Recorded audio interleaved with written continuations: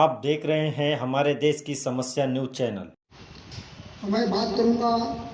आज जो उल्टी संडास के ताल्लुक से इन्होंने अर्ज किया। तो उल्टी संडास की जो बीमारी है जिसे हम डॉक्टरी ज़बान में एक्यूट डायरियल डिसीज कहते हैं, ये एक मौलिक भी साबित हो सकती है, क्योंकि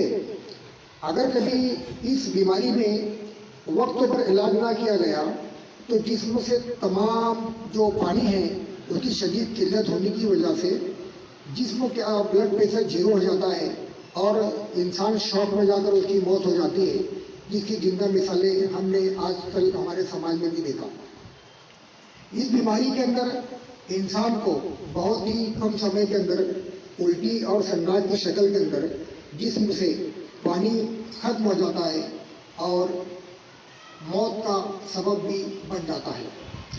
इसलिए इस बीमारी को किस वजह से होती है इसको समझना ज़रूरी है, और इस बीमारी से हम किस हद तक के बच सकते हैं, इसकी क्या तदाबीर है, इसको समझना बहुत ज़रूरी है, जिसके ताल्लुक से मैं अभी आपके सामने अर्ज करना चाहता हूँ। जैसा कि दोस्तों आप जानते हैं कि दुनिया के अंदर जो है 2/3 जो पार्ट है वो पानी से है, इसलिए ज़्यादा से ज़्यादा जो बीमारियाँ होती है वो पानी से ही वजह से होती है। अब ये जो डायरिया की जो बीमारी है इसके अंदर जो सबसे पहली वजह है, ये तो मैं आपको ये बात नहीं बताऊंगा कि ये किस वायरस से होती है, किस जरासीम से होती है, इसके किसकी टाइप्स होती है, इसको आपको समझने की ज़रूरत नहीं है। आपको सिर्फ समझना इतना है कि आज के फिर वक्त जो वक्त में जो बीमारी चल रही है जिसमें बहुत सारे बच्चे भी फौत हो गए हैं और बहुत सारे अधेड़ उम्र के लोग भी इसमें फौत हुए हैं। आखिर क्या बात है कि इस बीमारी के अंदर मौत तक इंसान पहुंच गया। तो चूँकि मैंने पहले बताया कि जो बीमारी है रोटा वायरस से हो, चाहे डिसेंट्री या सीजिला या साल्मोनेला से हो या बैक्टीरिया से हो,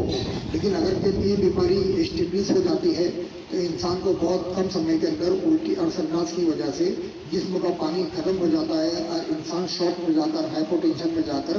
हाइपरटेंशन शॉक में जाकर इसकी मौत हो जाती है। अगर कभी इसको वक्त पर इलाज ना किया गया तो ये मौलिक साबित होती है।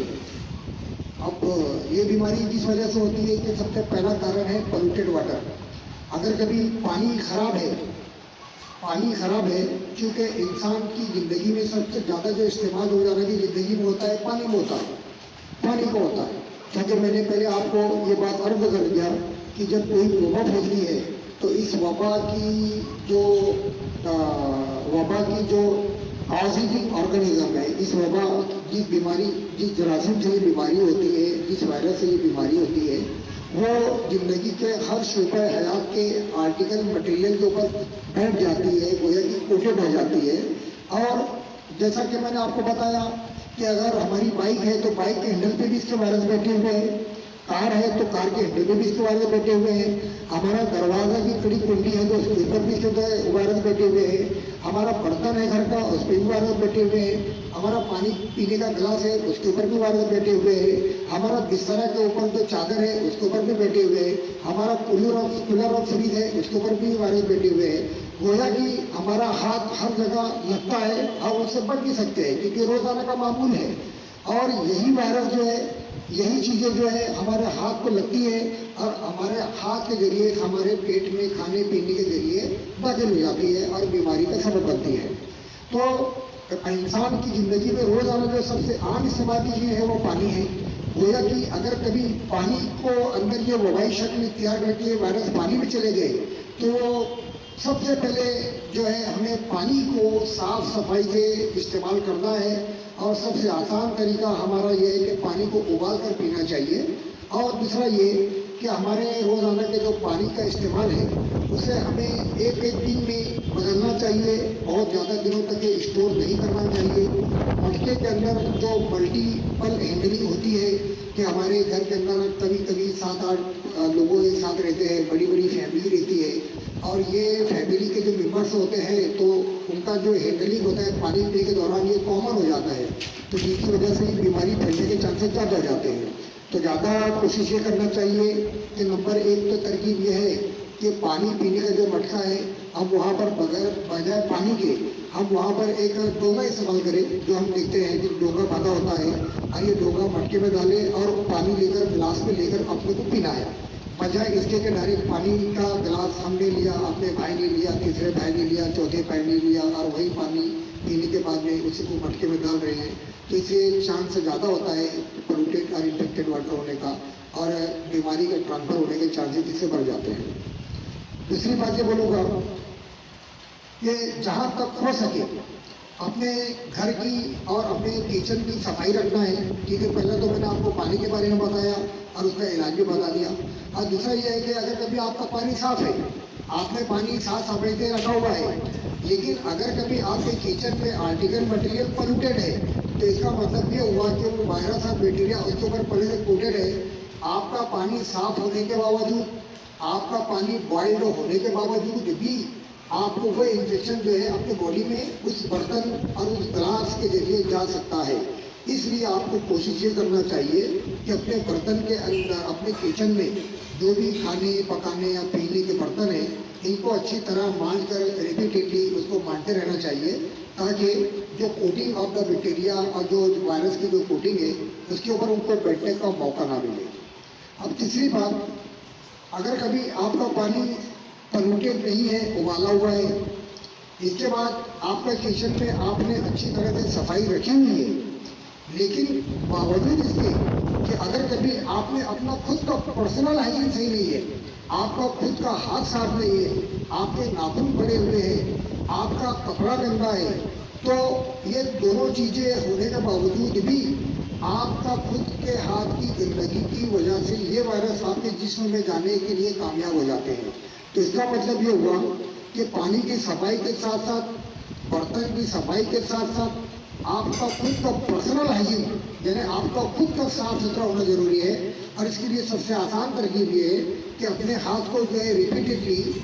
जल्दी जल्दी दिन में घंटा 2 घंटे में अपने हाथ को साबुन से धोते रहे, और नाखून को प्लीज पड़ने ना दें। जो हमारा सुन्नत का तरीका है कि हर जुमा के दिन जो है हम लोग को नाखून को तराशना चाहिए, तो ये जो चीज़ें हैं इसके अंदर 100% मुफीद साबित होगी। अब आखिरी जो बात है कि आपका पानी भी उबाला हुआ है, आपका बर्तन भी मांजा हुआ है, और आपकी खुद की सफाई भी है, लेकिन जो चौथी चीज़ होती है जो इसकी बीमारी एसटीडी होने में सबसे ज़्यादा आम तौर से मानी जाती है, वो आपका फूड है।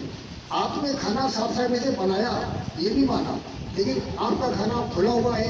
इसके ऊपर मक्खी बैठ गई, इसके ऊपर दूसरे कीड़े मकोड़े बैठ गए, तो आपकी तमाम जो चीज़ें आपने एहतियाती तदाबीर इस्तेमाल की है, ये सब के सब फौत हो गई। इसका मतलब ये हुआ कि आपका जो खाना बना हुआ है उसको आपको अच्छी तरह ढक कर रखना है। और किताबें कहती है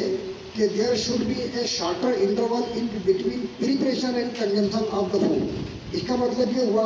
कि आपको खाना बनाना, तैयार होना और खाना खाने का जो बीच का इंटरवल है वो जितना कम से कम हो उतना बेहतर है। इसका मतलब ये हुआ कि ज़्यादा से ज़्यादा कोशिश करना चाहिए कि खाना ताज़ा बने, और खाना ताज़ा से ताज़ा अपने को दस्तरखान पर नसीब और हमें खाना चाहिए। तो ये 4 चीज़ें जो है, नंबर 1 मैंने बताया पानी, जिसको आपको पूरा ध्यान देना है, सादी भाषा में उबाल लेना है। नंबर 2, आपके किचन की अच्छी तरह से सफाई, आपने खाना जिसमें बनाया है उसकी अच्छी तरह से सफाई, ये चीज़ें 2 हो गई। और नंबर 3, जो घर में खाना बनाने वाले मस्तूरात हो, चाहे मेल हो, जो किचन में काम करने वाले लोग हैं, जो किचन में हैंडलिंग करते हैं खाना पकाने के लिए, तो उन्हें चाहिए कि अपने हाथ को बार बार साबुन से हाथ से धोते रहे। और चौथी चीज़ ये कि जो खाना आपका तैयार हुआ है वो खाना आपको अच्छी तरह ढक कर रखना है, और ज़्यादा से ज़्यादा मुमकिन कोशिश ये करनी चाहिए कि खाना तैयार होना और खाना खाने का जो समय है जितना मुख्तसर उतना अच्छा, यानी कि आपको ताज़े से ज़्यादा खाना खाने की कोशिश करना चाहिए। आखिरी में यही 2 बातें अर्ज करूँगा जो सबसे ज़्यादा कीमती साबित होगी। नंबर 1 बात कि आपको किसी भी हाल में अपना पीने के पानी को साफ सुथरा रखने की कोशिश करना है। और मैं तो ये कहूँगा कि जिस इंसान ने खाना खाने के पहले कोनी से ऊपर साबुन से हाथ धो लिया, तो मैं समझता हूँ कि वो 80% बीमारी से महफूज रहेगा। और एक चीज़ जो है, जो मेडिकल बुक्स में लिखी जाती है, before and after hand washing. Before का मतलब ये कि खाना खाने के पहले आपको अच्छी तरह से साबुन से हाथ धोना है। नंबर 2, जो मस्तूरात किचन के अंदर खाना पकाने में हैंडलिंग कर रही है कि उनको चाहिए कि उन्हें अपने हाथों को साबुन से कोहनियों से ऊपर तक बार बार धोते रहना चाहिए। और अगर कभी आप कोई गंदगी की चीज़ को टच किया, आपके घर में बच्चे को है, संडास पेशाब है, सब इंसान है, संडास पेशाब है, अगर कभी आपने कुछ सफाई किया है तो ये चाहिए कि आफ्टर वॉश, मतलब आपको साफ सफाई करने के बाद को फिर से आपको साबुन से हाथ धोना है। लेटरिन के बाद में आपको फिर से साबुन से हाथ धोना है। आपके बच्चे को अगर कभी दूध पिलाना है तो फिर से साबुन से हाथ धोना है। आपने अपने बच्चे को संडास पेशाब से सफाई किया है तो फिर से आपको साबुन धोना है। गोया कि आपको अगर शक है कि मेरा हाथ कहीं गंदी जगह लगा है तो आपको साबुन से हाथ धोना है। मैं समझता हूँ कि अगर कभी ये चीज़ें इख्तियार कर ली जाए तो 80% इंशाअल्लाह ताला आप डायरिया जैसी बीमारी से महफूज रहेंगे। आखिरी में यह बात है कि अगर कभी किसी को उल्टी संडास हो रही है तो डॉक्टर से रब्ता कायम करना तो ज़रूरी है, लेकिन इन केस अगर कभी दस्तियाब मुहैया ना हो, डॉक्टरी सर्विस ना मिल सके, तो कम से कम आपको WHO वर्ल्ड हेल्थ ऑर्गेनाइजेशन के कहने के मुताबिक आपको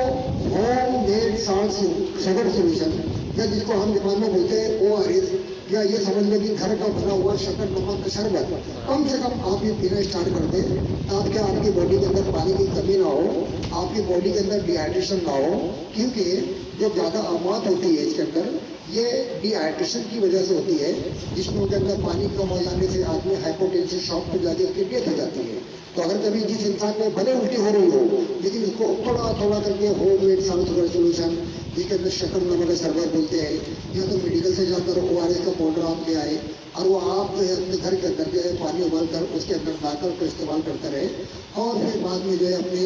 जो भी फैमिली फिजिशियन है उससे ताल्लुक पैदा करें, वो उनके हिसाब से आपको जरूरत पड़े तो सलाइन लगाए, IV एंटीबायोटिक लगाए, जैसा जरूरत पड़ेगी, जैसा स्टेज है आपका वो हिसाब से आपका काम इंशाल्लाह आगे होगा। लेकिन जो मैंने आपको वो चीज़ें बताई है कि इंसान जो बीमारी लेता है तो 80% अपने खुद से लेता है, तो उसकी खुद से लेने का सबसे तरीका अच्छा इलाज यही है कि इंसान अपने हाथ को बार बार धोते रहे, जिसको आम जबान में हमेशा सुनने के लिए repeatedly hand washing, repeatedly hand washing. तो रिपीटेडली हैंड वॉशिंग इसलिए ये कोई खास बात नहीं है। हम माशाल्लाह दिन में 5 वक्त नमाज पढ़ते हैं, तो आज के दौर के हिसाब से मेरा मशवरा ऐसा है कि नमाज पढ़ने के वजू करने के पहले हम साबुन से भी हाथ धोने एक मरतबा, और वजू तो करते हैं माशाल्लाह कुल्ली करते ही अपन, साफ सफाई होती है अपनी। लेकिन ये जो चीज़ें थी